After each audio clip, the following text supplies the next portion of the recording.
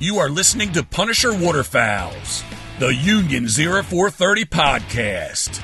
Brought to you by Real Geese Silhouette Decoys, the most technologically advanced silhouette decoys on the market, and these other fine brands. Pit Boss Waterfowl, ducks, dogs, and decoys. Canadian Waterfowl Supply, Canada's #1 source for all your waterfowl needs. And Rig 'em Right, heavily seasoned. Well, welcome back, everybody, to episode 252. Happy New Year. This is the 1st of January. If you just listened to that new intro, you can tell there's some new sponsors. So it's just Craig and I on tonight. But I thought, you know what? What a great chance to reflect on the year. No need to bring on a guest. Just you and I. It'd have been nice if Philly could have come on, but he's got the man cold. And sounds like he's bad. Oh boy, does it ever! Missed 2 days of work, and he hasn't slept in his own bed. I think Dana's pushed him down into the basement for the last 4 days. Yeah, sending nothing but warm thoughts to Philly as he battles the man cold. But so like I said, this is the 1st of January, so it's our very first show of 2026. Craig, buddy, we got through another year, so here we go, back in and getting ready to pound out 40 odd episodes for the next year. I guess is the goal. I guess there's 52 weeks in the year, so if we can pound out 40, I think we're good. But yeah, buddy, how was your holidays? Good? It was good. It's funny, like I've been talking to people the last couple of days when everybody's asking how they went, and I'm like, oh, it's pretty laid back. But laid back for us was a trip down to St. Catharines the weekend before Christmas. We spent the weekend down there, spent a night in the falls and 2 days in the falls with the kids, drove home for a few days, turned around, drove back down to Dunnville for a couple of days. So it's, both the weekend. That's not laid back. No, although for us it was better because normally we'll try and do both families in one weekend because they're only like Carrie's parents and my dad are only half hour, 40 minutes apart. So normally we try and do it all in one weekend, but it was a lot better doing the down and back, like doing the 2.5 hour trip down twice, like one on like kind of bookend weekends. We found that a lot better than trying to do it all in one weekend. Okay. And we got to do the falls with the kids and stuff. So I just seen a picture, I think it was yesterday, and they were showing the falls frozen over, which is pretty incredible considering the amount of water that's there for that to freeze. It was pretty mild when we were there, so everything there was some ice, like when you get walking and like the mist is all frozen up along the parkway. Right. Yeah. But it was pretty nice, and it was pretty mild for walking around. Okay. And so I think that tonight it's going to be a mismatch show, sort of, kind of tonight. And a better way to start off the new year than just throwing caution to the wind and just trying to smash together an hour episode. But I think we're going to be flopping all over the place here. Oh yeah. So I just want to, we'll start off. I'd like to start off sort of kind of a reflection on 2026. And for anybody that's listening, it's not going to be one of those boring year end or those New Year shows where all we talk about is the stuff that happened in the past. We still got some topics I want to talk about, but I do want to talk a little bit about the reflecting and what your plans for the season was, and then how your season played out, and anything in around like that is really what I'm getting at. So, like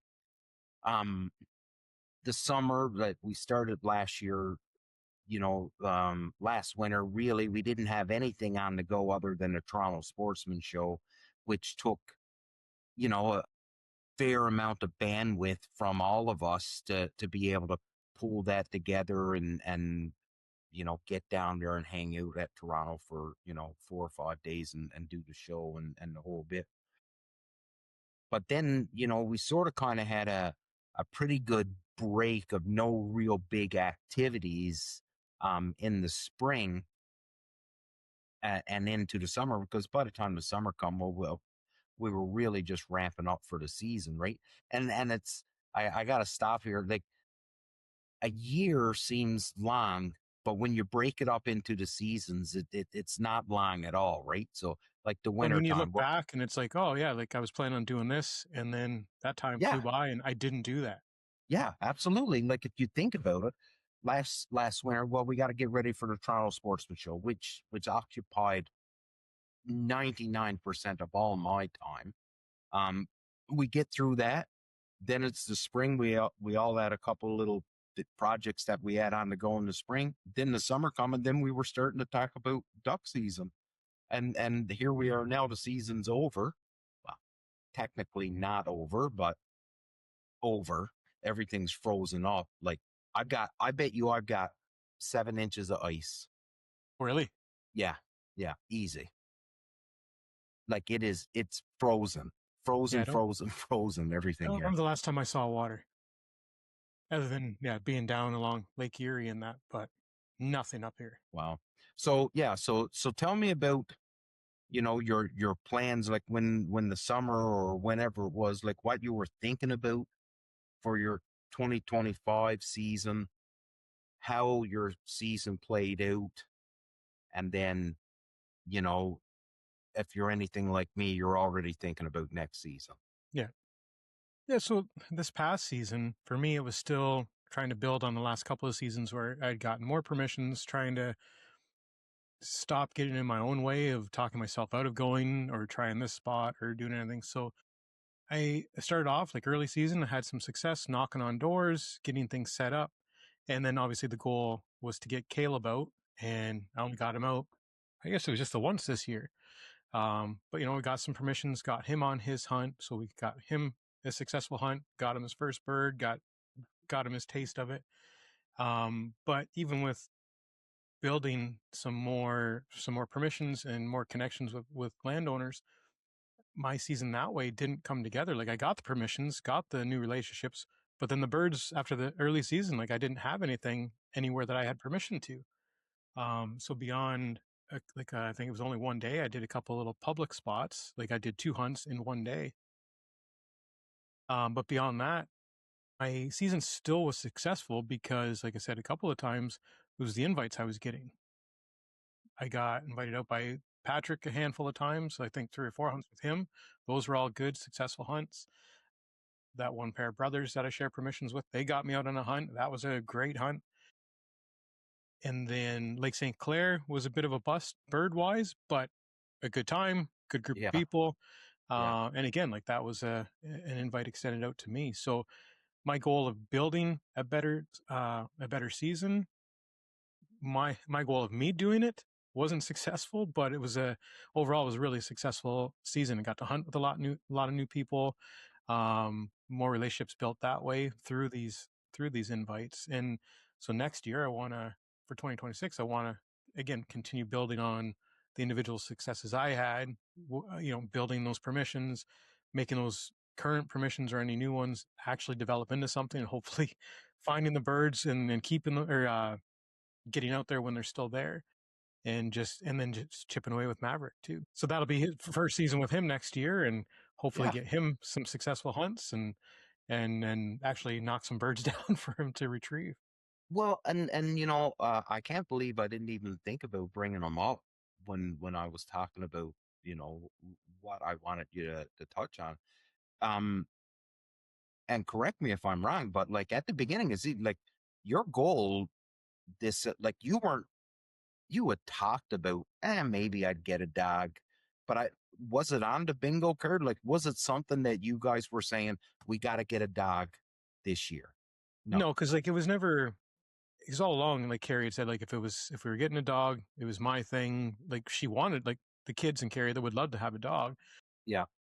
but knowing that it's like if we got a dog, it was for the purpose of hunting, and it was, Yeah. and that, like you had always said, right? It's like everybody's got to be on the same page, and so as much as Carrie went into it saying, "Hey, if you get a dog, it's your choice, it's your money, do whatever you want."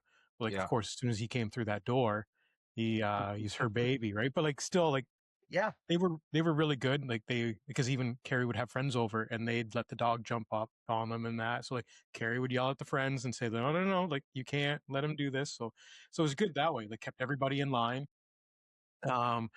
But no, it was always the dog thing was always up to me, and I like up until it happened, I really didn't expect that it would happen. Right. And because like I was always kicking tires and stuff, and it just happened with him. Like when I messaged Jordan when I saw him post on Instagram about a couple of puppies still from this litter, I'm like, oh, when are these ready? He's like, well, this weekend. I'm like, well, shit. So it was just Yeah. Yeah. it Called was, my bluff right yeah, it there. was all very fast, and I think like if it wasn't like that, and if they especially like that litter, like they just looked like the dogs I wanted all along, like what I Mm-hmm. had in my head.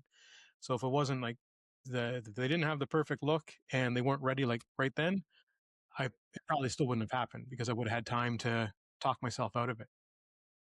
And even right up until like, well, even the conversation I was having with Jordan the day that I finally decided to get Maverick, like I was messaging back and forth with you and like still on the fence, still trying to talk myself out of it. Cause it's like, for me too, it's like trying to, trying to let myself spend that kind of money just on something all at once. Like it's just so hard for me to spend money on myself or something that I want.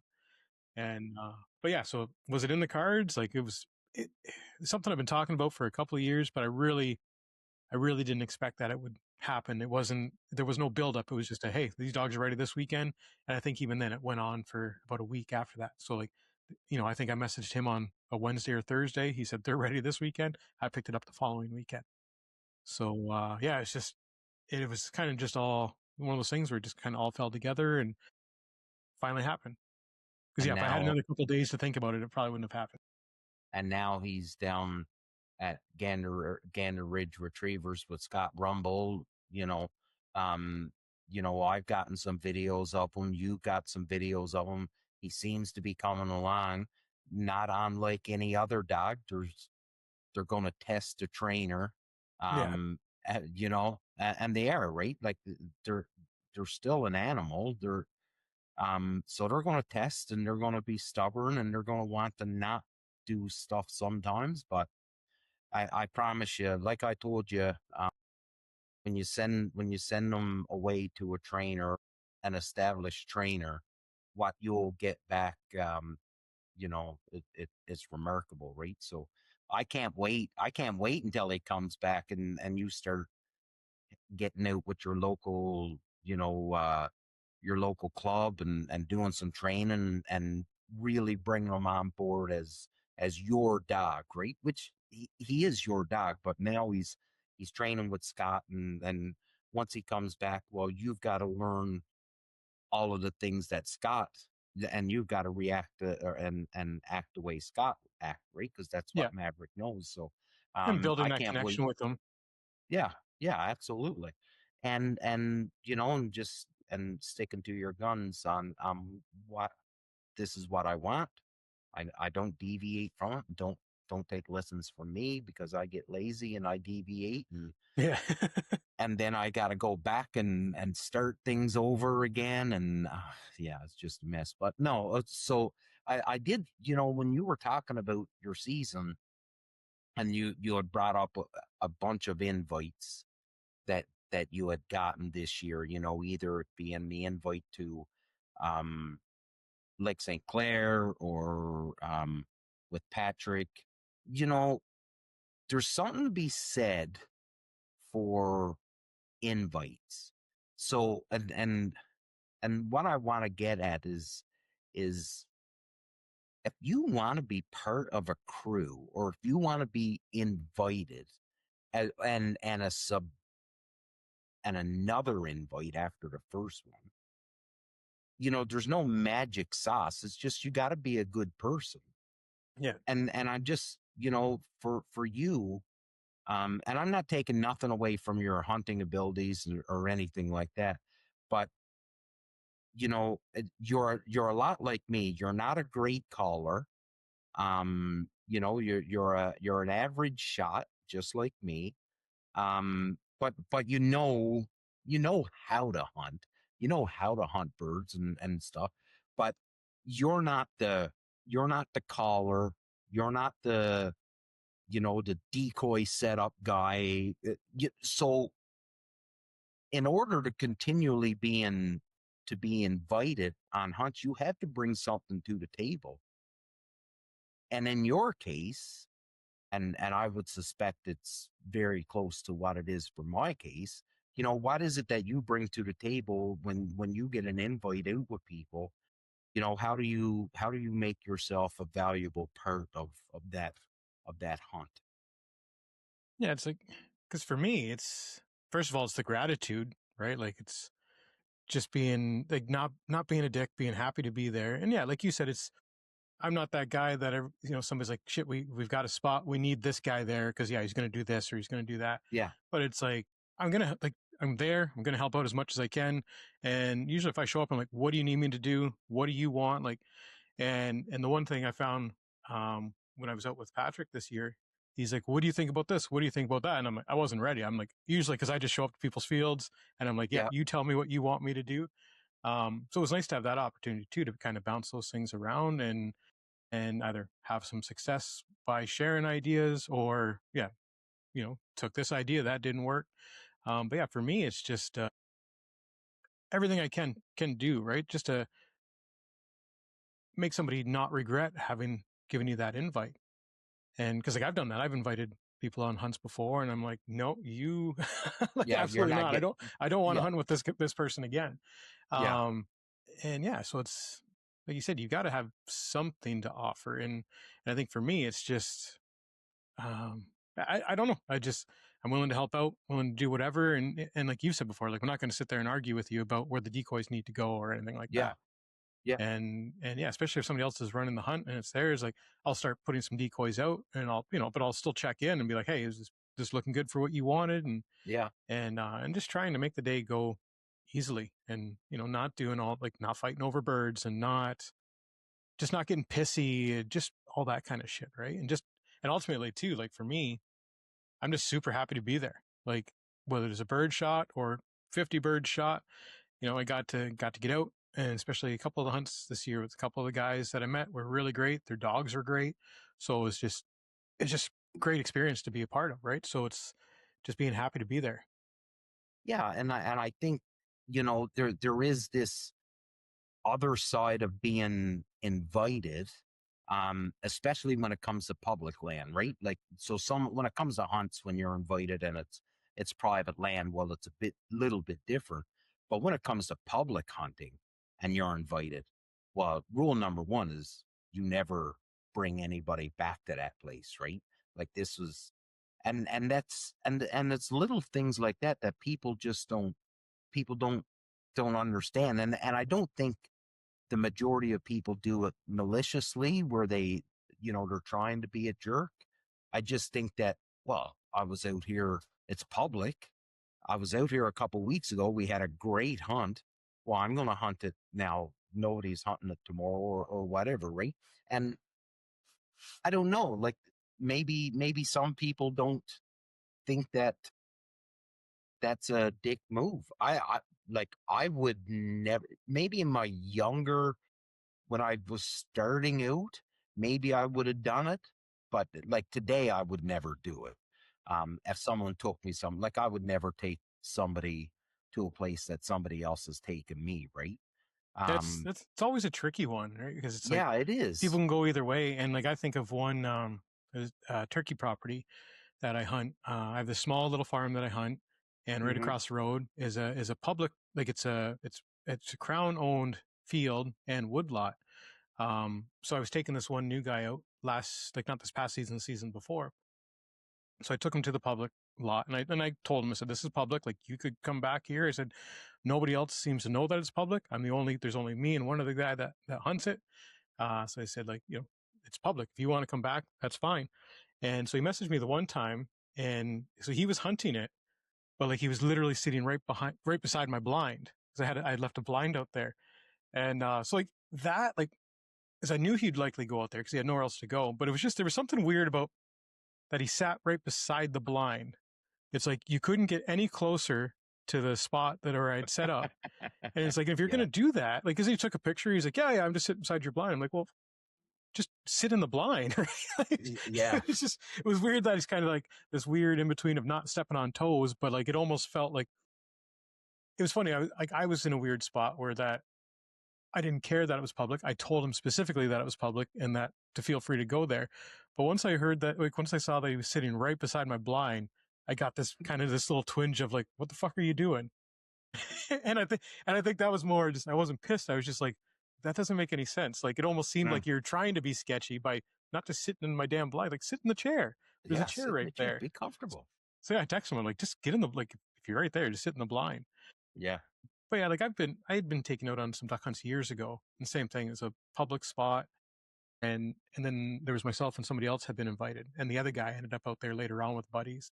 And you know, he's like, well, it's public and it was never a spot I went back to and I wouldn't have been able to get there anyways. But I just remember like other people really whining and bitching about that. And it's just such a weird, touchy thing. And I guess especially if it's depending on the type of spot, like if it's you know this one little corner of this tiny marsh or something like that where you know you can't set up if you get there and he's there and he's taking the spot that you've only ever been the one to hunt because nobody knew about it and they wouldn't have known about it if it wasn't for you, and it's not big enough for him to sit on one side and you to sit on the other or whatever. Like I can see that. Ultimately, it's what are you going to do? It's if it's public, if you chose to tell somebody about it, there's only so much you can do or expect of people. Yeah, or you know, or maybe I don't know, and I wouldn't do it. So, I just don't know what the protocol would be, right? Like, so is a courtesy call enough? So if you had taken me to a place and then I wanted to go a couple weeks later and hunt it, you know, would I call you and say, hey, Craig, I'm thinking, are you going to that place tomorrow? Because I'm thinking about going. Here's your opportunity to say one of two things. No, I'm not. Go for it. Have fun. Or, dude, that's the spot I took you. No, you can't go hunt it. That's a dick move, right? So it's only, you know, one of two things that's going to happen there, right? I don't know. I wouldn't do it, but I would hazard to say that, you know, 10, 15 years ago, I probably, if the opportunity came, I probably would have done it. You know what I mean? Like, and not to be a jerk, I just wouldn't have thought any more of it. But now I don't know. I appreciate the fact that fellas have their spots that they've scouted and found themselves, right? Like their own little honey hole. I appreciate the fact that they found it and they put the work into finding it. So that's really the only reason why I wouldn't do it. It's their spot in my mind. So so I'd leave it at that. You know. I think there's other things that go along with it too, right? Like I think about that one little wood duck hole where I've told a number of people about it, and like they know where it is. So it's like if you have that guy that you took, then there's other parts that you can be concerned with. Like, are they going to check it out on their own, or are they bring in 2 or 3 other guys who are then going to do it themselves another time and bring somebody else? Right. And yeah, just snowballs, right? Yeah, or it's like if it's a spot where like that little wood duck hole, there's always garbage floating around because it's close to the road. So shit blows in there and the water comes up and there's bottles floating around. So like I try to pick up as much stuff as I can. I pick up my shells, but then okay, if somebody else gets in there, are they destroying the spot? Are they leaving shit everywhere? Yeah. And so like there's all those little pieces that can cause you to kind of have that little more feel of ownership to it where you want to take care of it. And like that spot I go to, like I mentioned before, there's a house close by. There's no distance bylaws or anything like that, but I still don't, I'll go and shoot it once a year so I don't piss those people off or cause a problem or, you know, cause them to come out and start honking their horns when they see that I'm in there or whatever. So again, a spot like that, if it can go from me hunting it once a year to not piss people off and to not lose that opportunity or to create a problem. And then, yeah, you get that guy in there and then that guy takes a guy and all of a sudden you got people waving signs around or calling the cops on you every 2 minutes or something. So yeah, there's a lot that can snowball from that situation. 100%. with regards to 2026, and I know you said like you just want to build on what you already have with 2025. You know, any trips planned for 2026? Maverick was a solid investment. Any other big investments coming for hunting coming up in the new year? Any big trips planned for 2026? Anything along those lines? So Stephen Horse and I are still talking about trying to get out west, and so our plan was we kind of landed on, if we go, we'll drive, maybe hit up Manitoba for some cranes, continue on out to Saskatchewan or Alberta because we both want to focus on specs, maybe get some snows, but our two big things are cranes and specs. So we're trying to balance that out. And we've Yeah, both been talking to various guys and stuff like that. And so we're looking at that. We'd like to figure that out, but we still haven't pulled the trigger on anything yet or really lined anything up. But um, and then just like non-hunting related, like Carrie and I are still looking at, we haven't gotten away to do anything substantial in a while. So like we're talking about trying to take some time while Maverick's gone, getting out of the country to go do something. yeah, So right. then it's like, well, if Steven and I are looking at doing the hunt in the fall, can I do both? And if I can't do both, what am I focusing on? Mm-hmm. And so, yeah, so that's the plan, is to try and get out west, get some new birds this year, and really like to make sure that it happens. But other than that, yeah, working with Maverick and um along with building up on like the permissions and that, like for the last 2 or 3 years, like I keep talking to you guys, like every time I start seeing birds and getting permissions, I want to start sending out invites myself and start bringing Right. people on hunts and Yep. as thank yous for the last bunch of years of helping me out. It's And pretty fun, every, when you can every invite people. yeah, but every time I say that, it's like I get this property and then the birds are gone. So it's like every year I keep telling people I'm going to invite them and then nothing happens. Right. I Yeah. don't want to look like that dick anymore who's just talking about it and never comes through. So I'd Yeah. really like to But at least host a couple of hunts. but that's pretty fun though, eh? Like when you're a solo hunter, because you do a lot of hunting by yourself as well. Um, but then you do a lot of hunts where you're invited. It's a pretty nice feeling when you can invite people and say, hey, why don't you come? I've got a hunt. That's pretty nice. Like I do it here. I never even take my gun. When I invite fellas here, I never take my gun. I just me, I bring lander and I tell the fellas, sit here, you do this, the birds are coming this way. I'll call the shot. You guys just pull the trigger.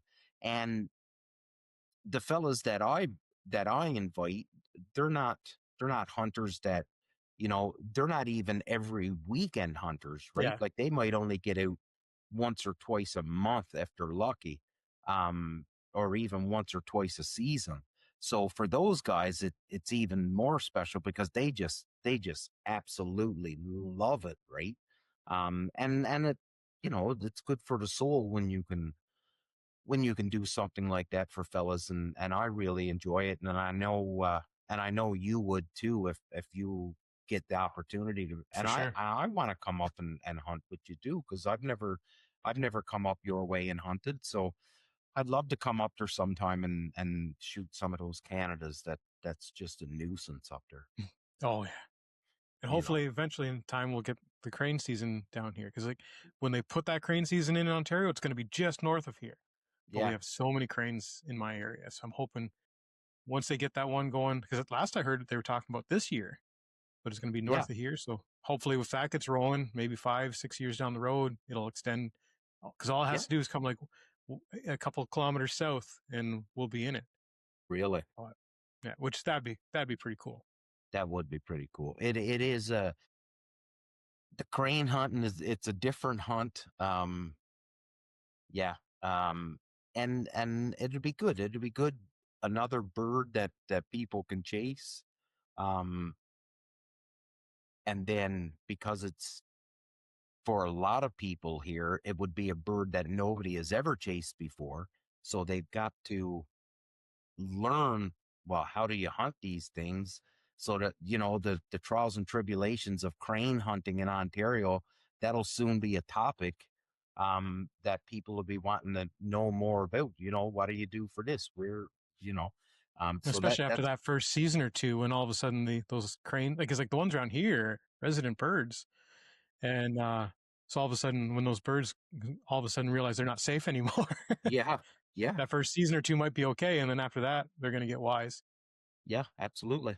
Um, you know, we'd be it would be really bad if we didn't spend some time to talk about um 2026 and the new sponsors. And I do want to, you know, put out a thank you to First Light and Ducklander calls, because they were with us for so long. But it's one of those things where marketing dollars and marketing budgets are so tight now, and that's a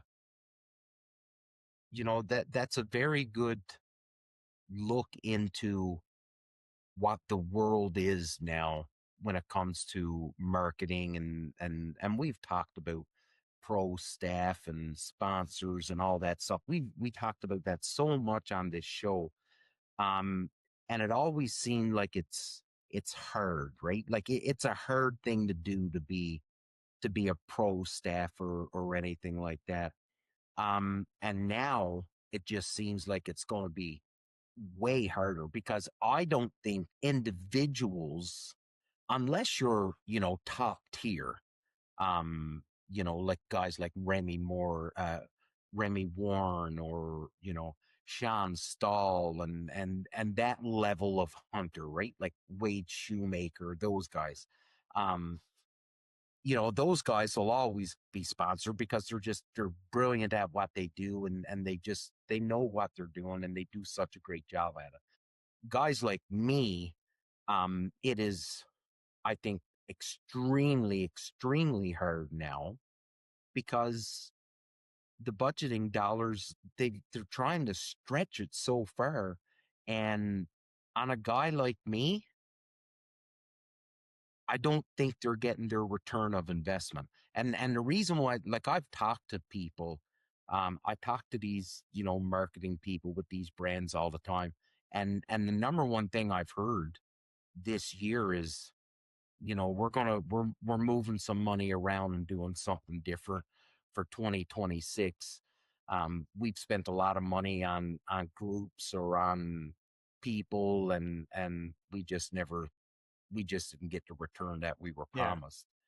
Um, so I'm rambling on about that, but what started that is, Ducklander and First Light, they were with the show and with Punisher Waterfowl for so long, but it's just, the marketing dollars, and they had to say, well, Damien, you're not giving me what I need, but I can get what I need over here, and I only got so much money. And I'm like, yeah, that's good. I remember, Bobby Hayes telling me, he was like, no hard feelings, but I said, none whatsoever, buddy. Like, I totally get it.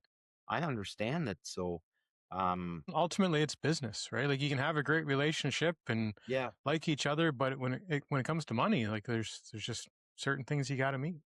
yeah. And it's just, you know, I never, uh, uh, because I've said things on these shows and it's come back to fucking burn me. So I got to be careful what I say. Like, when I started the brand, of course, the goal was to make money. Like, the goal was always to make money and help fund the hobby, the passion, whatever. But I never wanted to do it on losing a friendship or anything like that, right? So to me, the biggest thing is that, so like the boys from First Light, like Michael and Logan and Bobby from Ducklander, like, I still want them as my friends, and I hold no hard feelings that they couldn't stay on as sponsors. So I just I want to keep my friends. I don't want to lose them, and that's really the main thing. Where one door closes, another opens, right? And Jordan Murdoch has been on the show a bunch. And from, way back almost a year ago, he had said that he wanted to do something with us, and we just had to try and figure out what that something was going to be and how that's going to look. And it took us a while, a lot of back and forth and stuff, and him making sure his budget would allow for it. Um, they came on as a sponsor, and Pat Hendricks, I remember when Pat and I had talked about it, he had told me that he said him and his son Ryan, which run Canadian Waterfowl Supplies, he had said, well, Ryan and I had talked about sponsoring your show before, but we just assumed that we weren't big enough for you. And I'm just like, Pat, seriously? Like, you're the number one store in Canada. Um, I'm not big enough for you would be more like it, right? But again, great friends. Um, I'm so happy that they've agreed to come on as a sponsor this year, right? And then of course we kept Real Geese. Craig Mintz came on as the title sponsor. Um, you know, um, Brigham Wright and Canadian Waterfowl Supplies are affiliate sponsors, but Craig and Real Geese is the titled sponsor, which is amazing. And then to top it all off, we got Jeff Coates and Pit Boss Waterfowl, and Jeff has been such a, like, right from day one, he's been so amazing to us and doing voiceovers and does so much and helps so much behind the scenes. It just, it's an amazing group of people and brands that's on board with us this year. And you've done your videos today of just a little bit of the swag that's been sent in over the last month, I guess, of stuff. So it's good. I'm happy. I'm extremely grateful. I'm extremely grateful for the brands that in the past supported us, and I'm extremely grateful for the new ones that's jumped on board. And there was a couple more as well. I think it just timed out. They just weren't able to. And I think a lot of brands, not everybody follows the January to December calendar, right? Yeah. Especially when it comes to budgeting and stuff like that. So there was other ones that were kicking the door too and wanted in, but I think it just timed out and they just weren't able to pull it all together in time, to be honest with you. On some of those relationships too, it can be whether losing or getting new sponsorships or relationships. It can be as simple as some staff turnover, Yeah, because you could be working on something with somebody in marketing, then that guy's out the door, and they get somebody mhm, new that has different ideas, and all of a sudden now absolutely. you're back to square one or completely out the door. Right. Or it can go the opposite way. It's like, yeah, you couldn't get anywhere with company X because of this Yeah, guy didn't see the value. Next person comes in, has got ideas, and you fit that idea, and yeah, and off you go, right? So it's, and I think you've said before too. It's like you can get that no, but all of a sudden tomorrow's a different day, and yeah, you get somebody new absolutely. in there, or somebody's putting pressure on that same person, and now all of a sudden you're looking at a yes. Well, So it's I can be somewhat of a pest. The best, like, and I've said this to persistent. persistent, yeah, a pest that's persistent. I've said this a lot over the last couple years, and I truly do believe it. I find that a lot of people can't or don't want to say no anymore out of fear that someone's going to get their feelings hurt, right? So until I hear a no, I'll just keep pinging you, right? Because I know these guys. I know how busy they are, and where I am on the totem pole compared to some of the other emails that comes in. They'll get to me when they get to me. Do Yeah. you, do you know what I mean? Like, Yep. and I don't take any disrespect to that whatsoever. So until I get a no, we're not interested. I'll just keep pinging and pinging and pinging and I'll just keep it up until I finally get to know or whatever, or I get to listen, stop fucking emailing me. Then I'll stop. But until then, I don't. I just, especially when it's a brand that I specifically like.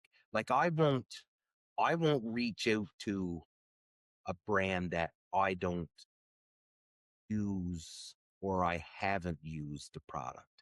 Do you know what I mean? Um, so if it's a product that I'm or a brand that I'm super excited about, well, you can bet your bottom dollar I'm not going to leave you alone. Yeah, not at all. I'm just going to I just keep tormenting until that person tells me to just delete my contact, never contact me again. You know what I mean? They fake their death, so you'll just leave them alone. Yeah, yeah. But but again, for anybody that's listening, they're like, well, he just torments them and torments them. And I don't know.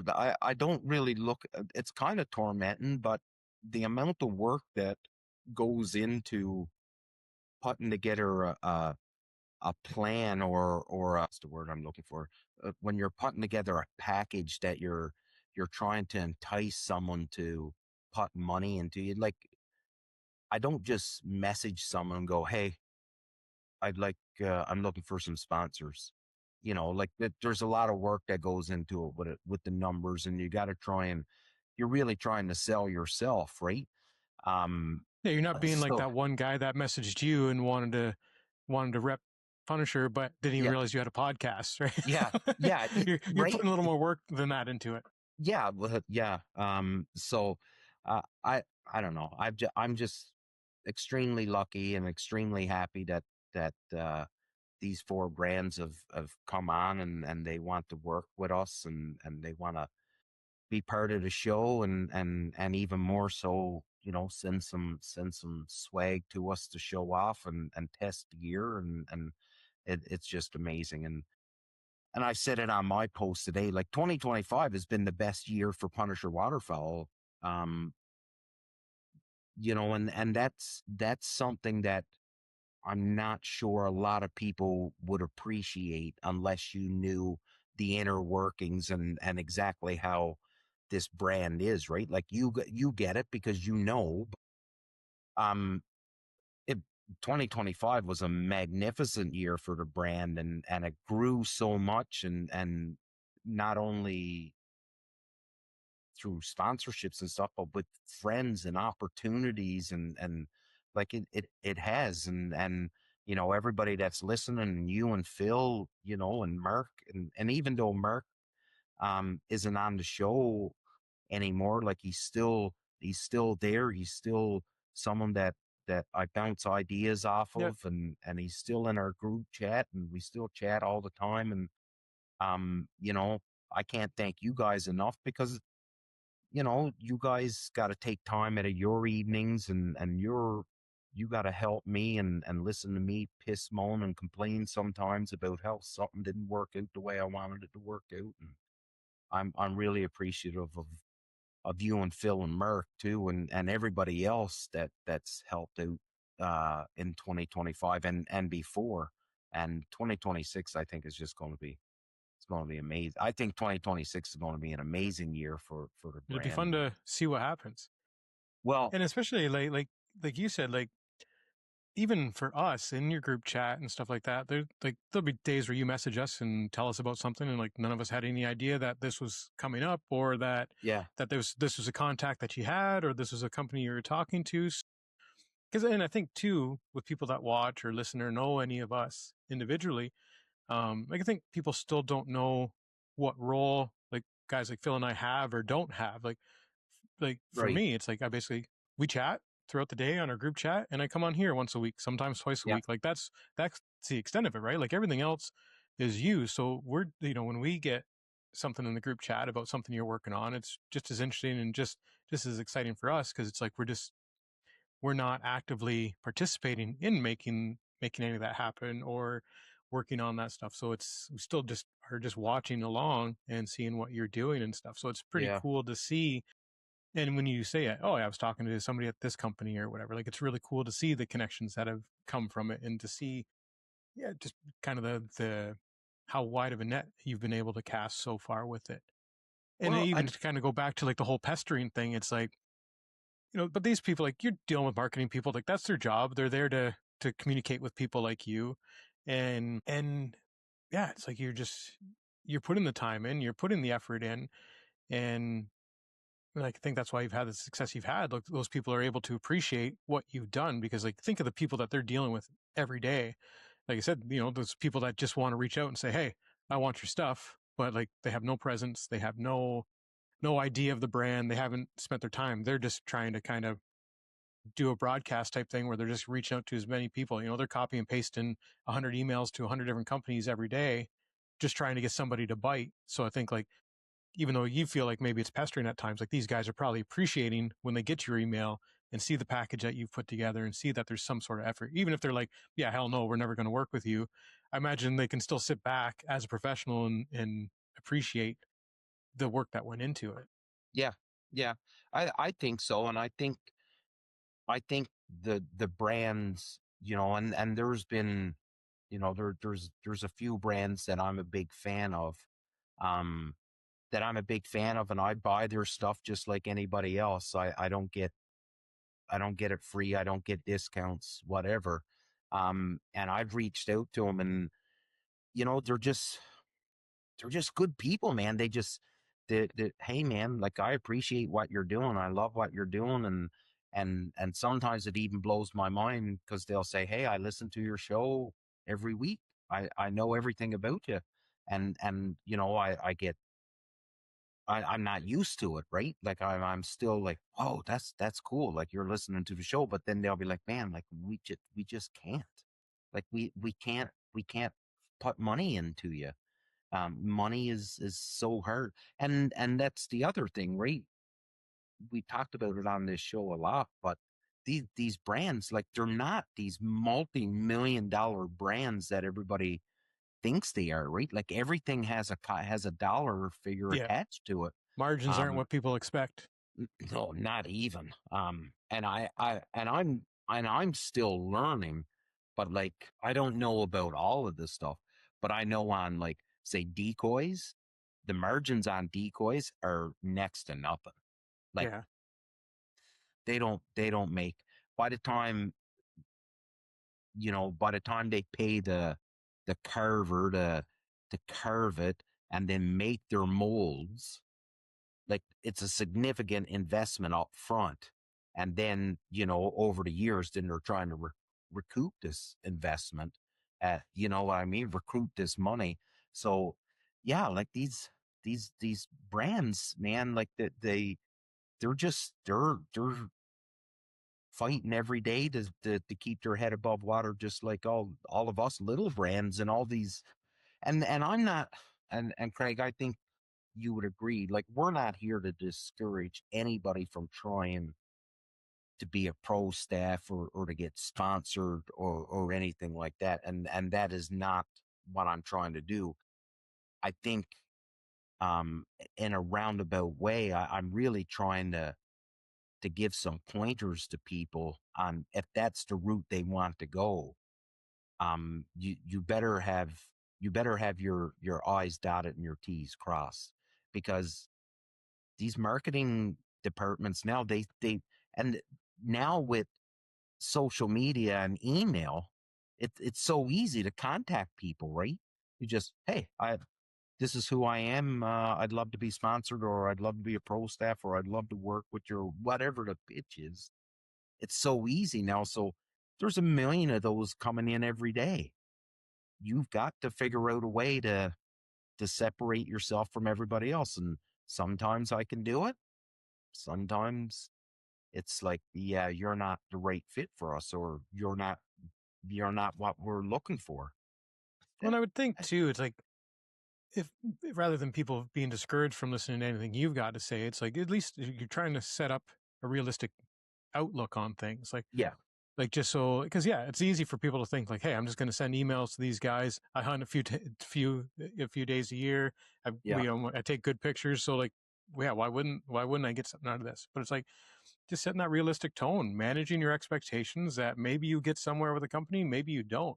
Yeah. And with you talking about like these guys just kind of, the big, even the big brands got to get scrappy. It's like, I think it was when we had Jordan Murdoch on one time, like, these guys are on the road all the time. Like people think they're out hunting all the time, just, shooting guns and shaking hands. It's like they're they got to do the show circuit, especially down in the That's right. States. Like they're Yeah. doing show season. Yeah, they're out hunting, probably meeting up with people, but even that, like even if you're on the road hunting all the time, that's not easy. Right? Like you're driving a lot. You got to stay on Yeah. top of. You still got to stay on top of work. Well, Like everybody's got to grind away at it.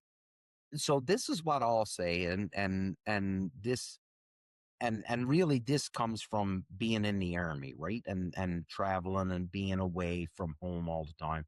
And I look at these marketing guys for these hunting companies, and they are away just as much as what I was away when I was in the army. And I'll put it to you this way: if your refrigerator is going to break, it's going to break when you're away, and your wife got to deal with it on herself. When the furnace gives out, it's when you're away, and the wife's got to figure it out by herself. It's all those little things that the going away and the hunting. Sure, it's another hunting trip, and you're away. But when you're not at home, there's things that need to be done at home that's not getting done, and that adds a little bit of stress to your life, right?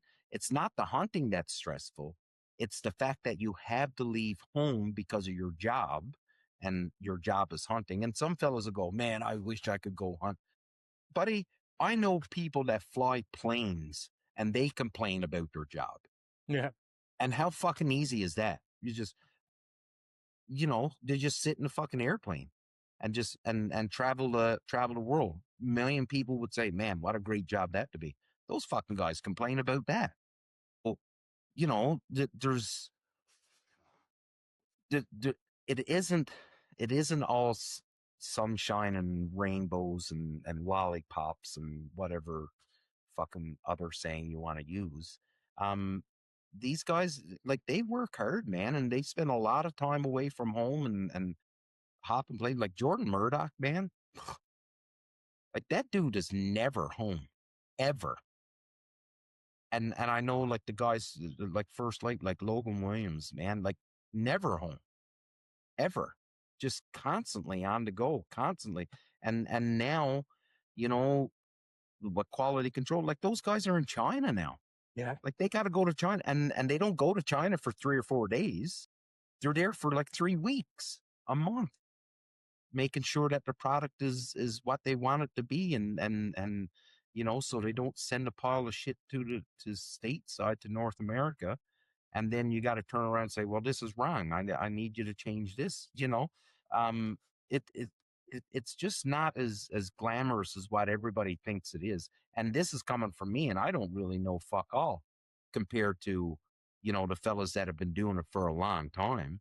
I Well, it's only like know people just what. want to compare and they want to assume, and they just, if you're not happy with what you got going on, you assume that you see Yeah, one aspect of somebody else's life, and you want that. But yeah, it's like if you're not happy, go over there. You're still not going to be happy. yeah. Well, no, yeah, like, yeah, no, I get it.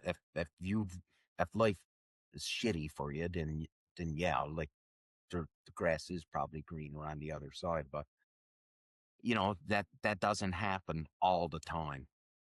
You know what I mean? So I don't know. It's just I'm really grateful, and we've been rambling, and anybody that's listening to this show, they be like, what the fuck are the point of these two Eh, doing tonight?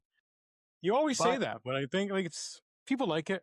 It's more well, relatable. Like people can relate to these topics, and well, like I how think what I think most people relate to these topics, because if we were sitting in a blind, these are the things that me and you and Phil and Merck and most of our buddies, these are things that we'd be talking about. You know, there'd be a little bit more colorful language, and we would, instead, like, here we'll never talk about specific brands or names of people, because there's no need to do that. But within our own circle, we talk about the specific person or the specific brand. But I think this is the same stuff most fellas talk about, right? But yeah, Especially when the birds are slow, right? You just start chatting, and this is the shit that you talk about. I think so, anyways. well, it's like just thinking about like relatable. Like it's like lately this time of the year, it's like you see everybody posting about how it's like you don't know what day of the week it is. Yeah. Everybody's gained 10 pounds. Like hell, I'm literally sitting here in my pajamas. I've been in my pajamas all day. This isn't a plaid shirt or anything. These are my pajamas. That's onesie. That's his And onesie. that's and like honestly, it was just before I came on. Cam and I went outside to we toboggan right in our driveway. Our Yeah. driveway's a bit of a hill, and I went to throw a hoodie on. I'm like, "Ooh, this hoodie is the one I keep around because it's usually like really baggy." Yeah. And like it's one of those ones I think every once in a while I'm like, I should probably just get rid of this. It's way too big. Let me tell you, she was fitting pretty snug today. Well, I tell you, I went and worked out yesterday. Yesterday morning, I worked out, and it was the first time I'd worked out in 2 weeks. Just 2 weeks. That's it. And buddy, I can hardly move today. And it's only been 2 weeks. Yeah. That's I it. find like if I go a couple of weeks, like whatever I was lifting, 2 weeks ago, I have to drop the weights. Like it just I lose so much so fast. And like, like typically me, I'm like I Yeah. stay off carbs. Like Yeah. I've done keto for years, sometimes better than others, just because it works for me. Yeah. It helps with the cravings and stuff like that because I have to watch my weight every single day. So Yeah. I went off on the Sunday before Christmas. So it's only been like a week and a half, and dude, like I can't wear my clothes. It's just crazy. Like tomorrow, because I realized I still haven't had a hot chocolate yet in this last week and a half, so I got to treat myself to a hot chocolate tonight. And then Yeah. tomorrow, it's like it's back. Yeah, it's like I have no choice but Back. to get back on track because I can't Yeah. wear most of my clothes right now. And I, so that's what 2026 is looking like for me. buddy, I'll spend about the next 3 months trying to work off weight that I gain in only a week. That's how hard of a time I have. I do want to talk about, and we don't have a lot of time left, but I do want to talk about this new, this new business. And we're really late in the show to be bringing it up, but um, hopefully I'll get them on the show um, coming up here real soon. But there's a new company, a new business called Duck Boats Canada that's operating in Ontario. And I'm telling you, there's going to be some, for the Ontario waterfowler, there's going to be some great products coming from this place. That's And cool. yeah, I can't wait. And I'll let the bird out of the bag. Is that the right term? Let the bird out of the bag? I think so. Yeah. Anyways, um, I've already picked out my boat. I got rid of my boat a couple years ago. I said I didn't need the boat. I was, going by myself in a wooden safe and stuff. And I said, no, I'm getting rid of it. Fuck, worst decision I ever made. Yeah. Um, Big time, because I'm not a field guy. As much as I thought I would be a field guy, I'm not. I much rather shoot birds out over the water.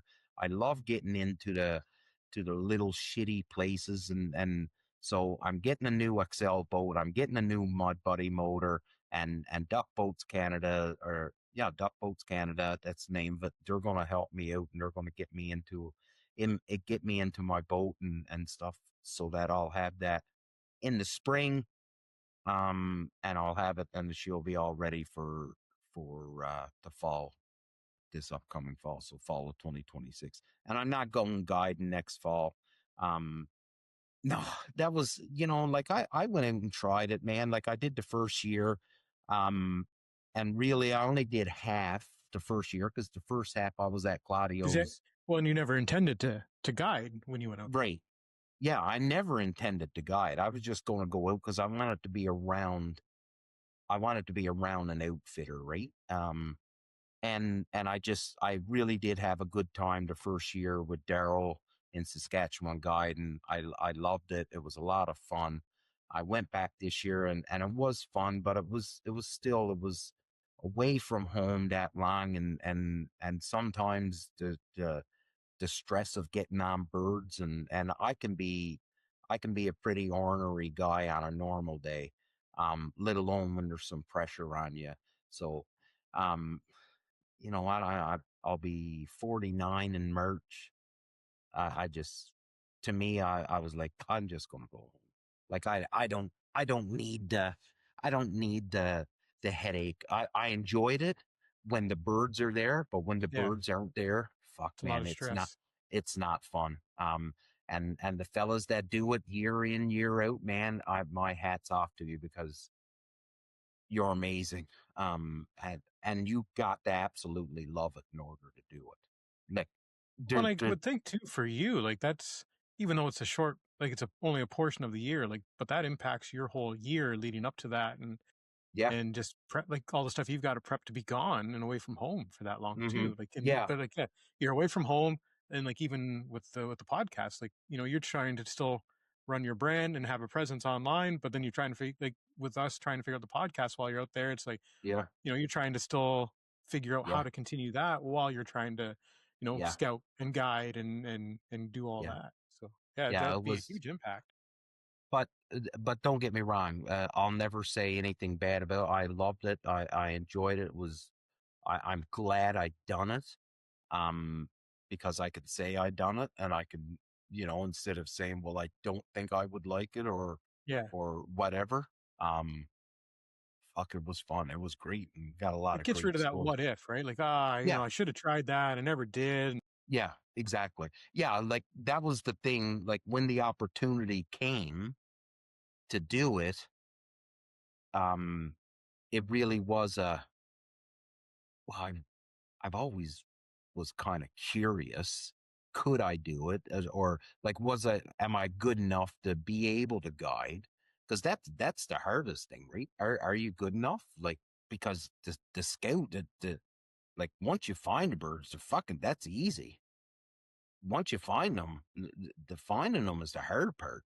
Once Yeah, you find them, and you like, if the X is the X, like, yeah, sure, there's sometimes they can bugger off a little bit earlier. Someone can come in and set up next to you or whatever.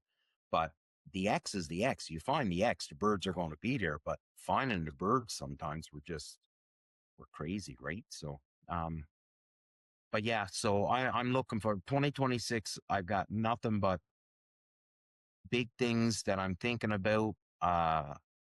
And you know me, I'm not a small thinker. It's always grandiose plans, um, which they always start off as this big giant plan, and then it gets knocked down a bit to where it's like, okay, yeah, all right, yeah, I'm good with this. that's a manageable bite.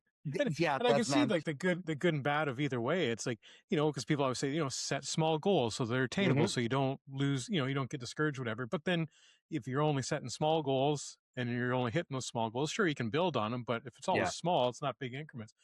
But at the same time, you're looking big, and even it gives you room to whittle it down. And then, that's yeah, right. even if it's only a fraction of what you're going for, that could still be pretty substantial.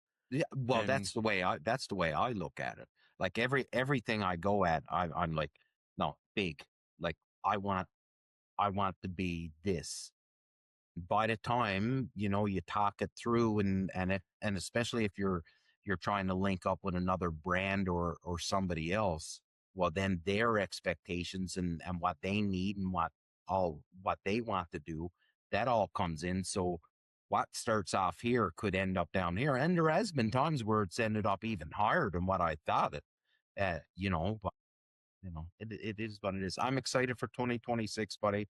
I'm excited for the new sponsors. I'm excited that you and Phil are back for another year. Um, I'm just excited. I'm happy, and I can't be more thankful.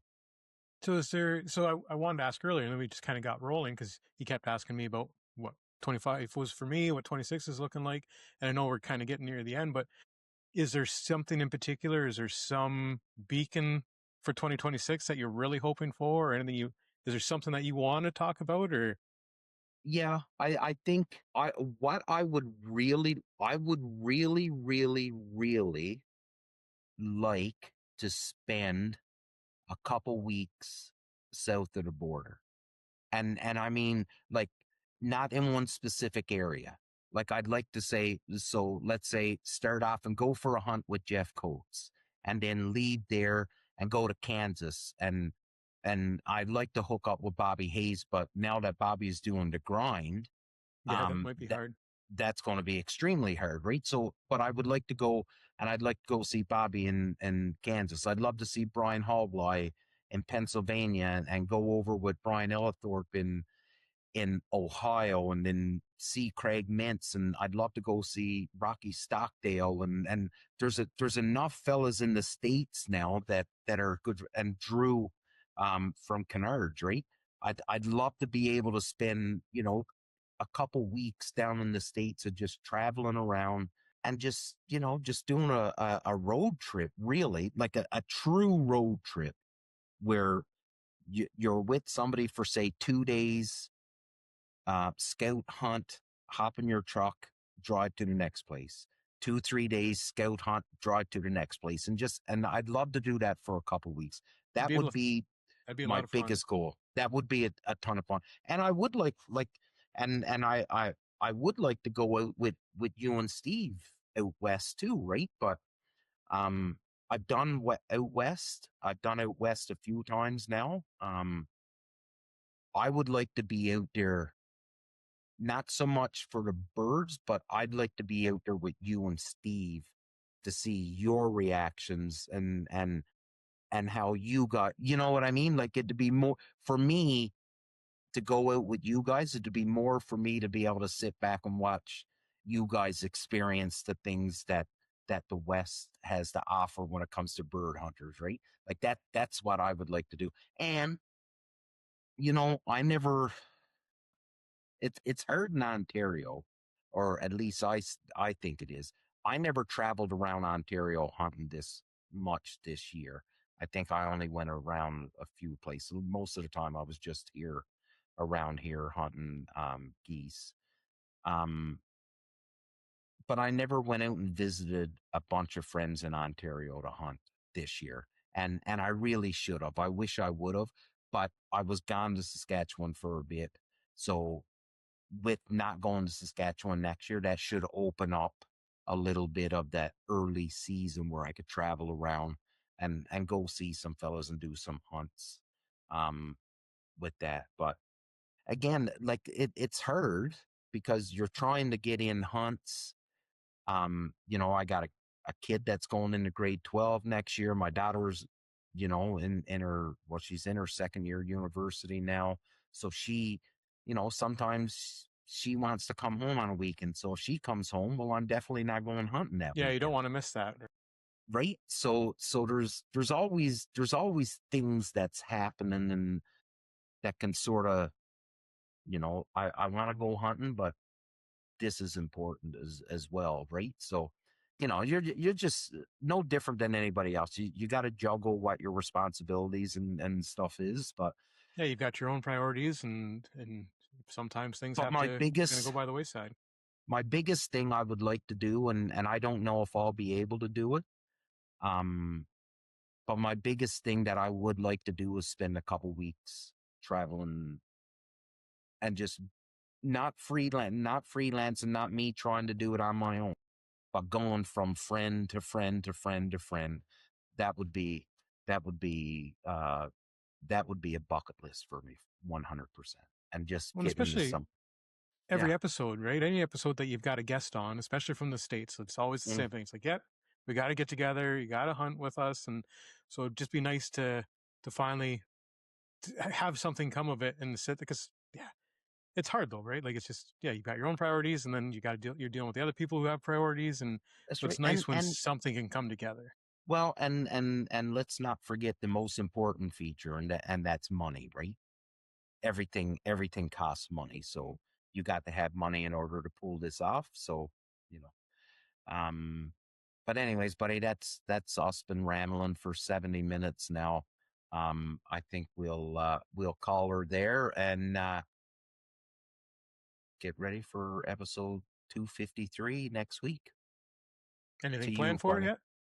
No, there's a couple people that's been reaching out, wanting to come on. I just got to I want to make sure that I provide them with the best opportunity for them to come on the show. So you know what I mean? And there's nothing taken away from the guests, but sometimes um fellas come on and they want to talk about certain things.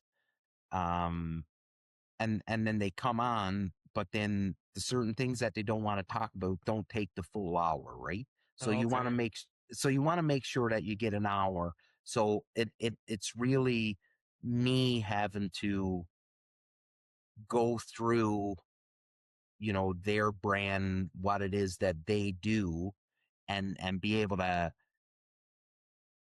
It's not that it's hard work. You just got to take time to sit down and say, okay, I'm going to devote an hour to learn everything I can about this brand or this product, so that I've got a list of questions.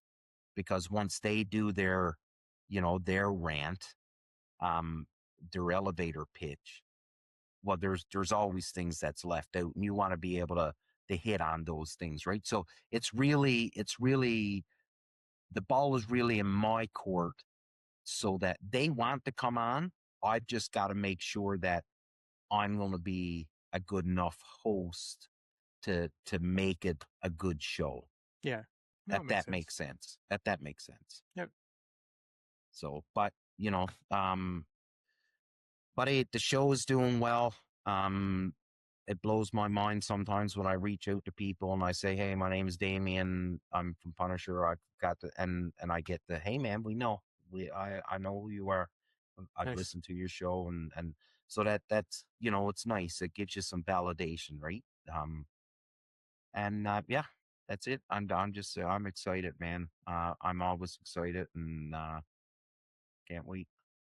Final thoughts to you, buddy. I just, our family had good holidays, and I just wanted to say thanks to everybody. Like, again, people from that know me from here and personally, a lot of people reached out, just knowing that it was that these holidays were going to be a little harder after losing my Yeah, sister so recently. yeah. So I always want to thank everybody for reaching out for that. Um, Thank you for the gift. That game strap was awesome, and to everybody He's that coming on the show. was he nice. Yeah, he wants. So the original. I'll say this: the original plan was that I was going to get the straps to you guys, but they were going to be wrapped, and we were going to open them on the Oh, show okay. with him. But he couldn't make it. He's got a crazy schedule, like a crazy work life schedule. And then we just couldn't pull it off. Yeah. But that was what the original plan. But he wants to come on it. He wants to come on the show. It's just, again, he's got a crazy schedule, so trying to line it up. Sorry, I cut No, you off there. yes, I wanted to say thanks to everybody for all aspects of last year, whether it was just personal stuff, whether it was the hunting season. Thanks to you for still having me on here and giving me something to do at least once a week and having a good time doing it. Yeah, it's 2025 is like any other year. There was goods and there was bads, and there was a Yeah. lot of people involved with both sides of that. And so I appreciate that and appreciate everybody. And I hope the new year for everybody. I hope the holidays have been good, and I hope that the new year's going to continue off to a good start for everybody. Yeah, and no better way to end it than that. I don't have anything else to add to that. Have a great 2026, and I cannot wait to share it with all of yous. As always, we are the Union 0430 podcast. We are not experts, nor will we ever pretend to be. Just a group of friends that hang out, love, talking, anything duck hunting. Surround yourself with good people. Big love. Until next time. Fuck, it's hard to get up out of that chair.